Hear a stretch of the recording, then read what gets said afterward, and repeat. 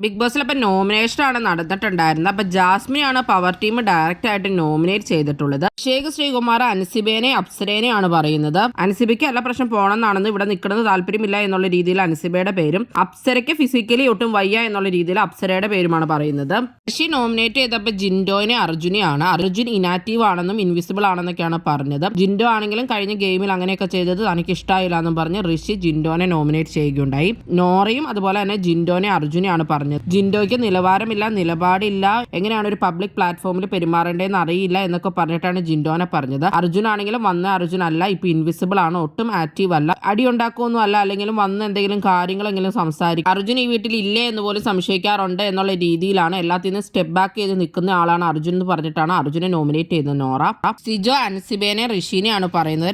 രണ്ടുപേരും ഗെയിമർ എന്നുള്ള രീതിയിൽ ആക്റ്റീവ് അല്ല എന്നാണ് സിജോ പറഞ്ഞത്.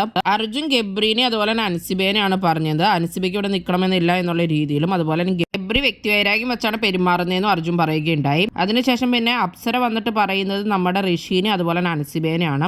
ഒരു പ്രശ്നത്തിലും ഇവിടെ ഇടപെടുന്നില്ല എന്നുള്ളതും അതുപോലെ തന്നെ ഋഷി അൻസിബയ്ക്ക് വേണ്ടി മാത്രമാണ് നിൽക്കുന്നതും എന്നുമാണ് അപ്സര പറയുന്നത്. ഇവർ വന്നിട്ട് അൻസിബേനെയും ജിൻഡോനെയാണ് പറയുന്നത്. അൻസിബയ്ക്ക് പ്രത്യേകിച്ച് ഇവിടെ നിൽക്കണം എന്ന് യാതൊരു ആഗ്രഹവും ഇല്ലെന്നും ഒരിക്കലങ്ങ് പോണ ഒരാളാണെന്നുള്ള രീതിയിലാണ് ഗബ്രി പറയുന്നത്. പിന്നെ ജിൻഡോനെ പറഞ്ഞത് നിലപാടുമില്ല, നാണവുമില്ല, ഒന്നുമില്ല, എന്നാൽ വായി തോന്നിയതൊക്കെ വിളിച്ചു പറഞ്ഞുകൊണ്ട് നിൽക്കുവാണെന്നൊക്കെയാണ് അപ്പൊ ഗബ്രി പറയുന്നത് ജിൻഡോനെ പറ്റി. ജിൻഡോ ഋഷിനെ നോറയുമാണ് പറയുന്നത്. നോറ വളരെ ഇറിറ്റേറ്റിംഗ് ക്യാരക്ടർ ആണെന്ന് എന്ത് പറഞ്ഞാലും മനസ്സിലാവുന്നില്ലെന്നും ഋഷി പേഴ്സണൽ ആയിട്ട് പുള്ളിക്കാരനെ അറ്റാക്ക് ചെയ്യുന്നു എന്നുള്ളതാണ് അപ്പൊ ജിൻഡോ പറഞ്ഞത്. ജാസ്മിൻ വന്നിട്ട് നോറയും അതുപോലെ തന്നെ അൻസിബേനെയാണ് പറയുന്നത്. നോറ വിക്ടിം കാർഡ് കളിച്ച് നിൽക്കുവാണെന്നും അൻസിബ സേഫ് ഗെയിം ആണ് കളിക്കുന്നത്, ഇമേജ് കോൺഷ്യസ് ആണെന്നൊക്കെയാണ് പുള്ളിക്കാരി പറഞ്ഞത്. അൻസിബ വന്നിട്ട് ഗബ്രീനെ അതുപോലെ തന്നെ സിജോയിനെയാണ് പറയുന്നത്. ഗബ്രിക്ക് ബേസിക് റെസ്പെക്ട് പോലും ഇല്ലെന്നും എന്തെങ്കിലുമൊക്കെ പറയുവാണ് വായി തോന്നിയതെന്നൊക്കെ പറയുന്നുണ്ട് അൻസിബ. പിന്നെ സിജോയിനെയാണ് പറയുന്നത്. കാട്ടുതീ എന്ന് പറഞ്ഞിട്ട് തീപ്പൊരി പോലും കണ്ടിട്ടില്ലെന്നും ഇതുവരെ ഒരു ഗെയിമും കാണാൻ സാധിച്ചിട്ടില്ലെന്നും അതുകൊണ്ട് നോമിനേഷനിൽ ഇടുവാണെന്നുമാണ് അൻസിബ പറഞ്ഞത്.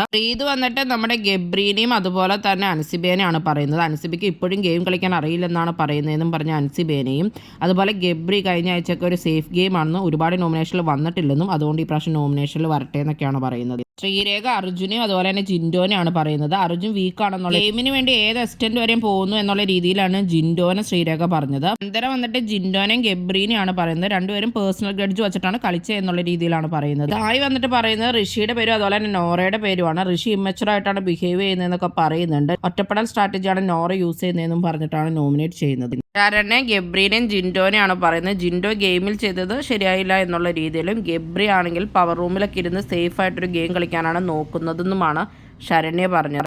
രശ്മി വന്നിട്ട് ജിൻഡോനെ അതുപോലെ തന്നെ സിജോയിനെയാണ് പറയുന്നത്. സിജോ കാട്ടുതീയാന്നൊക്കെ പറഞ്ഞിട്ട് ടീമിന് വേണ്ടി നിന്ന് കളിച്ചൊന്നുമില്ല, തിരിച്ചു വന്നിട്ടെന്നൊക്കെ പറയുന്നുണ്ട്. ജിൻഡോ തോന്നുമ്പോഴൊക്കെയാണ് വന്ന് പണികളൊക്കെ ചെയ്യാറുള്ളൂ എന്നും ഫിസിക്കലി ഹേർട്ട് ചെയ്തു എന്നുള്ള രീതിയിലൊക്കെയാണ് ജിൻഡോനെ പറഞ്ഞത്. ഇതുവിനെ മാത്രം അപ്പോൾ ആരും നോമിനേറ്റ് ചെയ്തിട്ടില്ല, ബാക്കി എല്ലാവരും നോമിനേറ്റ് ചെയ്തിട്ടുണ്ട്.